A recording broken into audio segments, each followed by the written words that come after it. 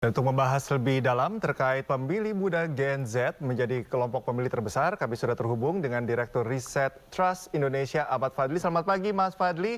Mas Fadli. Selamat pagi. Oke, Selamat ini pagi, kalau Mas. kita bicara mengenai pemilih terbesar, kita selalu bicara Gen Z. Tapi kalau bicara mengenai antusiasmenya seperti apa dalam mereka tertarik untuk memilih dan apa saja sih sebenarnya faktor-faktornya, Mas Fadli?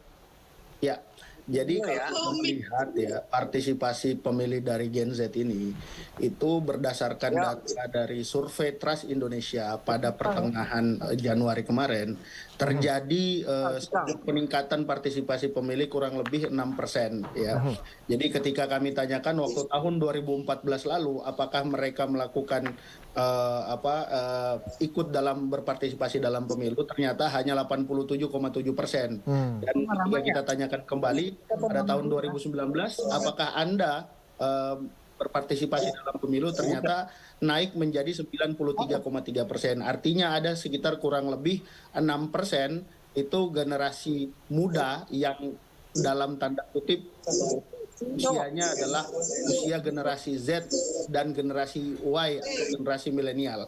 Nah, ini terjadi kenaikan yang cukup bagus tentunya. Karena kalau kita lihat ya generasi muda ini atau generasi Y dan generasi Z ini itu jumlah populasinya cukup besar ya, hampir 56% itu berdomisili di Pulau Jawa dan 43% itu berdomisili di luar Pulau Jawa. Maka di dalam pemilu 2024 hari ini, generasi muda atau generasi Y dan generasi Z inilah yang paling menentukan apa saja yang menentukan mereka akan memilih. Ternyata ya mereka ini generasi Z dan generasi Y ini punya berbagai macam alasan, Mas, untuk siapa yang akan dicoblos sebagai calon kandidat mereka.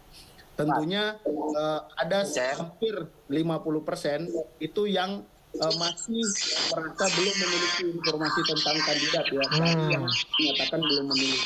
Sementara yang tidak itu sudah 88,8%. Artinya pergerakan suara generasi Z ini cukup strong ya. Karena kita berharap swing voters dari generasi muda, baik itu Y dan Z, itu akan sangat minim sekali. Gitu. Oke, Mas Fadli.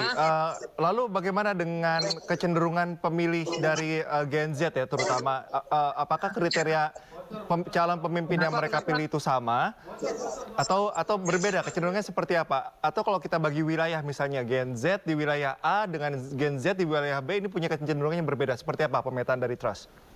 Ya, kalau kita petakan berdasarkan wilayah, sebagian besar ya karakteristik generasi Z maupun generasi Y ini sama, karena mereka sama-sama adalah tergolong sebagai generasi muda. Oke. Jadi kita tidak bisa petakan di wilayah ini sukanya ini dan sebagainya, tapi karena berdasarkan karakteristik itu sama semuanya secara umum. Mbak, suara lu bocor, Mbak.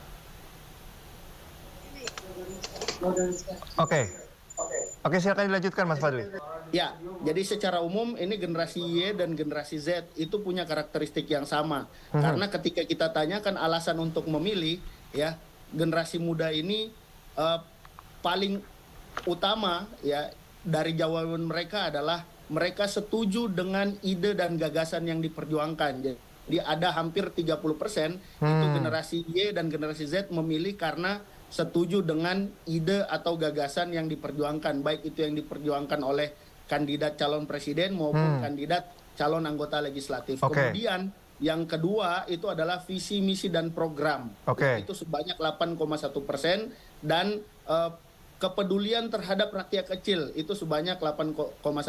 Jadi ada 3 besar ya alasan memilih dari generasi Y dan generasi Z, yaitu karena mereka setuju dengan ide dan gagasan, setuju dengan visi misi dan program partai, kemudian keberpihakan terhadap rakyat kecil. Oke, kita tahu bahwa ketiga paslon ini berusaha untuk bagaimana caranya menggapai kelompok muda ini. Salah satunya adalah dengan bergimmick. Nah, ini kalau misalnya kita bandingkan antara gagasan tadi, ide-ide tadi dengan gimmick, itu apakah cukup jomplang perbedaannya ditangkap oleh generasi muda saat ini? Ya, saya kira generasi muda ya ini punya pengetahuan yang lebih dibanding generasi yang lainnya. Oke. Baik itu dari sisi teknologi maupun dari sisi gimmick-gimmick tadi apalagi ya. Oleh karena itu, permainan gimmick yang dilakukan oleh seluruh kandidat ya, baik itu capres maupun caleg-caleg ataupun partai politik, itu generasi muda sudah sangat memahami. Oke. Jadi tidak perlu untuk terlalu berbuat gimmick yang berlebihan. Oke. Justru nanti akan menghasilkan antipati dari generasi-generasi muda tersebut. Oke. Jadi sebenarnya gimmick juga nggak terlalu, bisa dibilang tidak terlalu efektif ya sebagai strategi begitu. Kalau kita Betul. melihat Oleh karena itu, apalagi kecenderungan gimmick di ya. dalam debat capres, sehingga debat capres pun itu tidak akan mempengaruhi suara dari generasi muda tersebut. Oke, kalau kita melihat tren apakah figur itu lebih kuat atau ada kecenderungan melihat parpolnya di pemilih muda ini, Mas? Ya, kalau berdasarkan hasil survei kita, ya, jadi tertarik kepada figur, ya, itu masih lebih tinggi, ya, presentasinya. Itu sekitar 7,3% itu tertarik kepada figur partai, kemudian 7,1% itu tertarik kepada caleg dari partai tersebut. Oke, baik Mas Fadli, terima kasih atas informasinya dan juga analisisnya. Salam sehat selalu, Mas.